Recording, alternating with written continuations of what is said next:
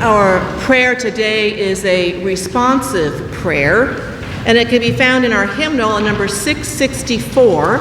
So let's open our hymnals up to 664 and share in this prayer, a litany for the world.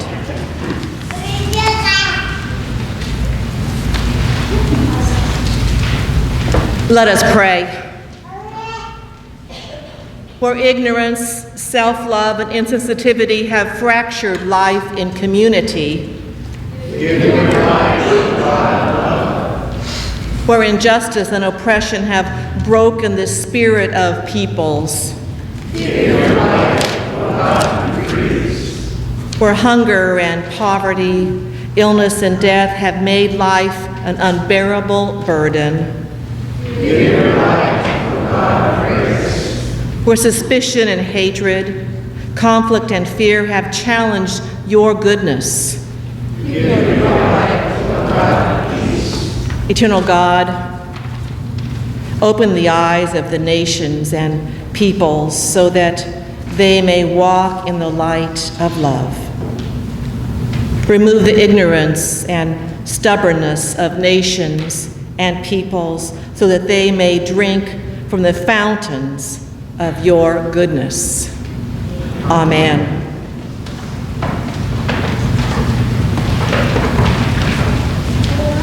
From John. On the third day, there was a wedding in Cana of Galilee. Jesus' mother was there, and Jesus and his disciples were also invited to the celebration. When the wine ran out, Jesus' mother said to him, "They don't have any wine." Jesus replied, "Woman, what does that have to do with me? My time hasn't come yet." His mother told the servants, "Do whatever he tells you." Nearby were 6 stone water jars used for the Jewish cleansing ritual, each able to hold about 20 or 30 gallons. Jesus said to the servants, "Fill the jars with water," and they filled them to the brim. Then he told them, "Now draw some from them and take it to the head waiter." And they did. The head waiter tasted the water that had become wine. He didn't know where it came from, though the servants who had drawn the water knew. The head waiter called the groom and said, "Everyone serves the good wine first. They bring out the second rare wine only when the guests are drinking freely. You kept the good wine until now." This was the first miraculous sign that Jesus did in Cana of Galilee.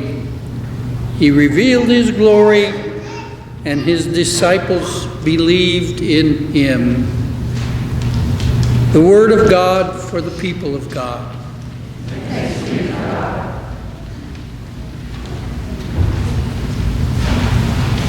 As some of you might recall, last week when we had no electricity, by the way, we heard the 2 soon-to-be disciples, Andrew and Philip, asking Jesus where he was staying.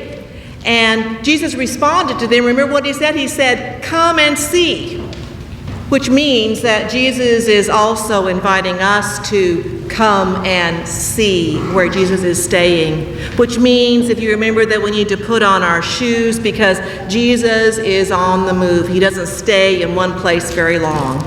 And so if we are serious about taking up Jesus' invitation to come and see where he is staying, it does mean we'll be following him to the places where life needs a boost, a change in the right direction, in order for it to be all that it can be. In other words, we'll be following with him into all of life because, truth be told, no life is perfect and every life situation needs at least a boost, right? So today, we follow Jesus to a life situation that has gone wrong. a wedding reception has run out of wine, and this is scandalous in Jesus' day and age. This is the first major public event in Jesus' ministry, at least according to John's gospel. And in all the gospels, first things matter, because they set the tone and introduce the themes that are to come. So we need to pay special attention to those first things. In Mark, for example, the first thing Jesus does is cast out an evil spirit, which tells us that Mark's Jesus is all about confronting and destroying the things that would keep God's children from the fullness of life. And in Matthew, anybody know what the first event in Jesus' ministry is in Matthew? It's a Sermon on the Mount, which tells us that Matthew's Jesus is about proclaiming a new law for a new day. And Luke, this isn't a test, but in Luke, the first public act of Jesus is to announce his intention that he is going to release the captives and bring good news to the poor, which tells us that Luke's Jesus will take us to the margins of society to do God's work of justice. And here in John, the first thing that Jesus does is go to a wedding, which tells us that John's Jesus is about living life to the fullest, which is why Jesus saves the day by turning water into wine. Now, this wasn't just any wine, but the best wine money can buy, rare wine, not just enough wine to make the party nice, but more than enough wine, more than enough of the best wine, wine that would make this wedding the wedding of all weddings, the wedding that everybody will look back on and remember fondly, remember how wonderful it was, and talk about, oh, wasn't that fabulous? This party was about life at its fullest, life abundant, which tells us that in John's gospel, Jesus is first and foremost about showing up in life situations that are not ideal and doing what it takes to put them on the pathway toward abundance. That's the Jesus we're following today. And this is why Jesus saves the day at that wedding. You see, to run out of wine in the first century wedding would not have just been embarrassing, but disastrous, outright scandalous, as I said, because wine, you see, was associated with blessing and joy and goodness and more. To run out of wine in the first century Mediterranean wedding would have felt like the curse of a lifetime, like you'd be running out of blessing. So Jesus doesn't just offer an abundance of wine, but an abundance of blessing. Wine upon wine, blessing upon blessing, joy upon joy, or as the prologue to John's Gospels puts it, grace upon grace upon grace, and it just keeps on coming. Abundance.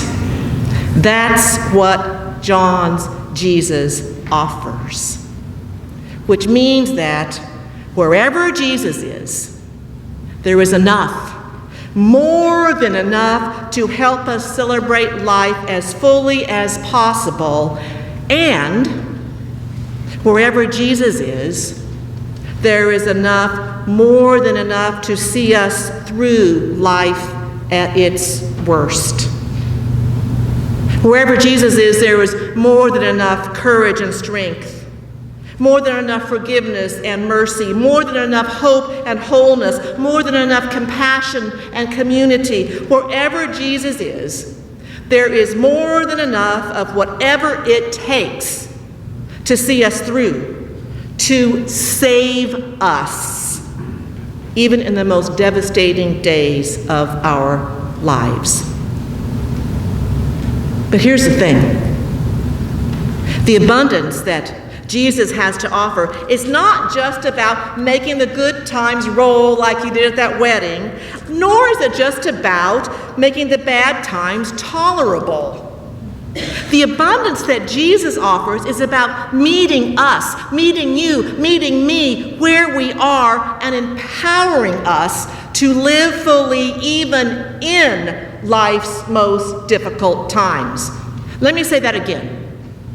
The abundance that Jesus offers is about meeting us where we are and empowering us to live fully even in life's most difficult times. Because wherever Jesus is, there's abundance. An abundance of power, enough to change water into wine, an abundance of love, enough to change hate into healing, abundance of compassion, enough to change despair into hope. There is an abundance of joy, enough courage, enough to change cynicism into celebration. Wherever Jesus is, there is abundance, which means that we need to expect it and look for it and listen for it and believe Jesus when he says, I have come that you might have life and have it abundantly. So, what does an abundant life look like? Well, according to John, it looks like a wedding party that has been saved from disaster, and now the good times seem to be getting better. And it looks like a whole hillside of people being fed by an abundance of loaves and fishes and going home satisfied. And it looks like an entire community rejoicing when their beloved Lazarus is raised from the dead. These are just some of the stories of abundance that are spelled out in John's gospel. And we who believe that Jesus is indeed about abundant life don't have to confine ourselves to John's gospel to know what it looks like, even in trying times. We just need to trust that Jesus is in the midst of life as it comes, and that wherever Jesus is, there is abundance. There is life abundant. For me, life abundant looks like my dad swimming. Now, that would be the dad who suffered a stroke last April and is paralyzed all along his left side and needs a lot of assistance to do even the basic things of life. Now, you gotta know something about my dad. All of his life, he has gone swimming everywhere he's traveled, and he's traveled a lot. He even brags that he swam across the mighty Columbia River. Now, of course, he won't tell you that he traveled all the way to its source so he could try to swim across a little tiny bit that wasn't very deep, it wasn't very shallow, but he swam it. And so, on the family cruise that he and my mom just hosted earlier this month, the only thing he wanted to do was swim, which many of us thought was a very bad idea, especially when we stood there at the poolside and tried to figure out the logistics and count the risks. 2 steps up, across, 2 steps down, lots of little kids splashing around the pool, the deck's filled with people trying to relax, and my dad sitting near the pool in his wheelchair saying, I want to go swimming. As my sisters and I and our spouses were discussing the merits of letting Dad swim, 2 of his grandsons decided to take it on themselves to get Dad into the water. Now, I can't say that the whole process of getting him into the pool was graceful, but it was grace-filled. Then, once Dad was in the water, the grandsons held his bad side up and allowed him to sort of side-stroke his way across the width of the pool and back a couple of times, and I can't say that it was pretty, but it was a beautiful sight to behold. And it turned out to be a great celebration, not just for the family, but for everyone around that pool. The children who had jumped out of the pool to make room for Dad were now dancing on the deck. The people lounging were now giving each other high fives. The middle-aged man who, when he was told that Dad is 89 years old, said, "That's the way to live." And you know who else was there? Jesus. Because wherever Jesus is, there is life abundant. In the summer of 1961, abundant life may have sounded like the voices of singing behind bars.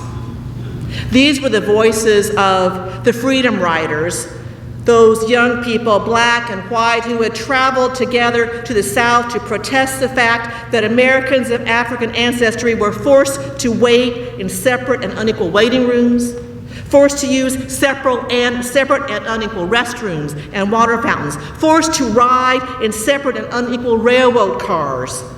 These Freedom Riders came south because they refused to accept that kind of discrimination anymore. And as a result, they were beaten and arrested and jailed for breaking the segregation laws of the South. But they also came singing songs of justice with strong voices filled with joy, even as they suffered beatings. Singing songs of freedom with steady voices filled with conviction and confidence, even as they sat in jail cells. And singing, yes, of Jesus with vibrant voices filled with faith and fortitude, even as they waited for weeks for someone to bail them out of jail, just to go back and break the law again and be arrested again and again and again and jailed again, only to sing some more, much to the chagrin of the jailers. Yes, they sang. And they sang, and they sang until people took notice, and things started to shift, and laws started to change. Do you know who was singing with them? Jesus. Because wherever Jesus is, even in jail, there is abundance, more than enough to see you through. Maybe abundant life feels like what happens inside you when you hear a particular piece of music, a song or a melody or a harmony that grounds you and brings you to that deep place within where you feel safe and at peace and at home, no matter where you are or what's going on in your life. Perhaps it's a hymn of your childhood that you pull out of the recesses of your mind and play in your head when you're feeling despair. Perhaps it's a song your mother or a loved one sang to you that you rewind in your head when you are feeling alone. Maybe it's something you heard on the radio or a music app when you were looking for, when you were needing some sort of sign to point you in a new direction, and something that would help you tap into the sort of abundant life that Jesus promises and delivers, even when things are not going as planned. How many of you have a song or songs or music like that goes in your head at certain times? Think what that is. Raise your hand.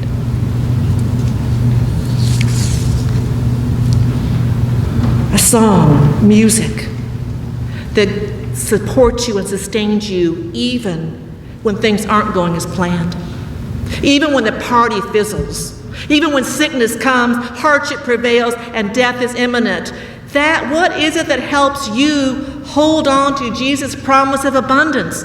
Let that music roll.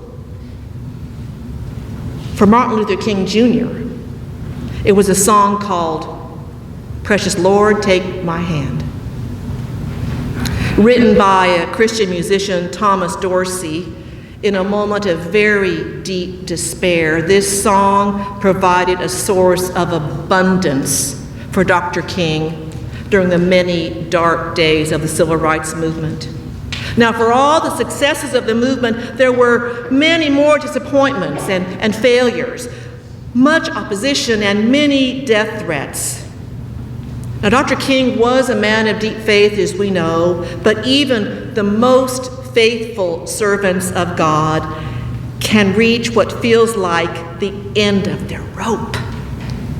And they need to tap into the strength of Jesus and the abundance that he offers in trying times.